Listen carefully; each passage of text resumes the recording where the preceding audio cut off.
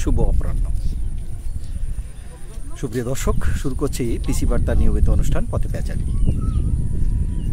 পথে প্যাচালিতে দেশের আলোচিত বিভিন্ন ঘটনার আমরা পর্যালোচনা করি। গতকাল ছিল 14ই জুলাই 2025, ঠিক এক বছর আগে এই 14ই জুলাই শেখ হাসিনা জাপান থেকে ফিরে এসে একটি সংবাদ সম্মেলন করেছিল। সেই সংবাদ সম্মেলনে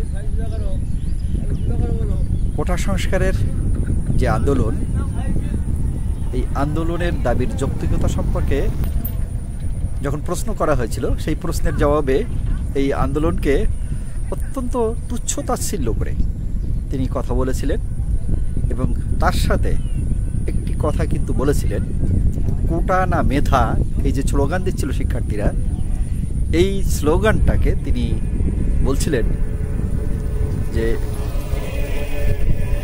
মুক্তিযোদ্ধার নাতিপুতিরা মেধাবী না, তা কি রাজাকারের নাতিপুতিরা মেধা? এটা যেমন একটি কথা, এই কথাটি প্রচণ্ডভাবে সাধারণ শিক্ষার্থীদের মধ্যে দাবানলের মতো ছড়িয়ে যায়। একবার সাথে সাথে ঢাকা বিশ্ববিদ্যালয় সহ দেশের প্রায় সব বিশ্ববিদ্যালয় শিক্ষার্থীরা মাঠে নেমে যায় এবং নিজেদেরকে রাজাকার বলে কথা বলতে তারা শুরু করে।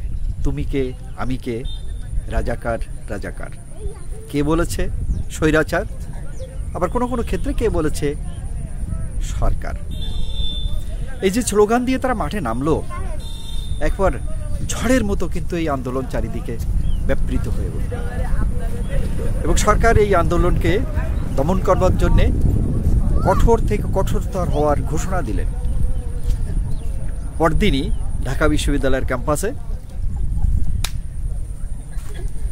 ছাত্রলীগের ছেলেরা মাথায় হেলমেট পরে সাধারণ শিক্ষার্থীদের উপরে হামলে পড়ল। আমরা দেখেছি যে কয়েক ঘন্টার মধ্যে ঢাকা বিশ্ববিদ্যালয় রণক্ষেত্র হয়ে গেছে। অসংখ্য শিক্ষার্থীদেরকে তারা বিনা উস্কানিতে মারপিট করলো। আপনাদের নিশ্চয়ই মনে থাকার কথা, সেই 15 তারিখ আজকে, যেখানে একজন শিক্ষার্থী, নারী শিক্ষার্থী, তার মাথা ফাটিয়ে দেওয়া হয়েছে, চোখের নিচে ইট লেগে রক্তাক্ত হয়েছে, তারপরও তাকে পেটাচ্ছে, লাঠি ভেঙে যাচ্ছে, অন্যরা ঠেকানোর চেষ্টা করছে কিন্তু পেরে উঠছে না। এই যে একটি অমানবিক অত্যাচার, এই অত্যাচার যখন গণমাধ্যমে, সামাজিক মাধ্যমে প্রচার হয়, সাথে সাথে দেশের প্রতিটা অঞ্চলে দাবানলের মতো এই আন্দোলন ছড়িয়ে পড়তে থাকে।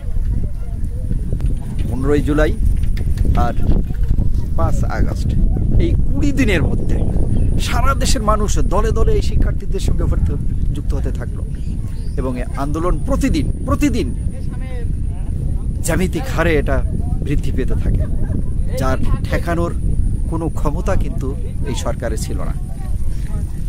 সেই 14ই জুলাই শিক্ষার্থীদের সেই আন্দোলনের যেদিন সূচনা, ঠিক সেই আন্দোলনের সফলতার বর্ষপূর্তির সময় 14ই জুলাই 2025 গভীর রাতে ঢাকা সিটি কর্পোরেশন শাহবাগের মোড়ে, যেখানে শিক্ষার্থীরা প্রতিনিয়ত জমায়েত হতো, এই শাহবাগে যে গণজাগরণ মঞ্চ গঠিত হয়েছিল, তার স্মারক হিসাবে যে চত্বর এবং যে মুরাল এবং যে ভাস্কর্যটি নির্মাণ করা হয়েছিল, সেই ভাস্কর্যটি ভেঙে ফেলা হলো।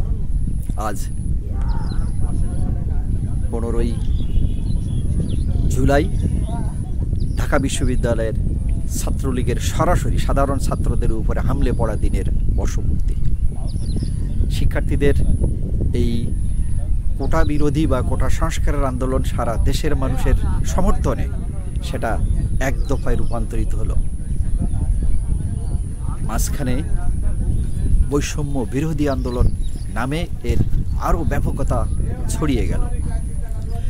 আমরা যারা রাজনীতি করি বা রাজনীতির ছাত্র, তাদের কিন্তু মনে হয়েছিল যে এই শিক্ষার্থীরা যে দাবি করছে বৈষম্য বিরোধী নাম দিয়ে, তারা একটি আকাঙ্ক্ষা থেকে এই নামটি দিয়েছেন যে তারা বৈষম্য দূর করবেন, এ কথা নয়, কিন্তু বৈষম্যহীন একটি সমাজ তারা চায়।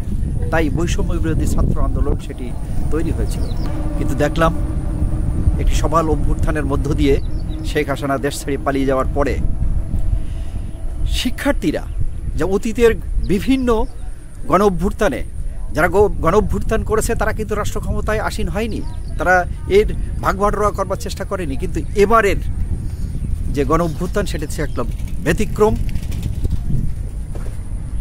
এই গণ অভ্যুত্থানের পরে প্রফেসর ইউনূসকে নেতৃত্বে যে সরকার গঠন করা হলো অন্তর্বর্তীকালীন সরকার, সেই অন্তর্বর্তীকালীন সরকার হিসেবে ইউনূস শিক্ষার্থীদেরকে প্রলুব্ধ করলেন রাষ্ট্র ক্ষমতায় সংযুক্ত হওয়ার জন্যে, রাষ্ট্র ক্ষমতার স্বাদ পাওয়ার জন্যে।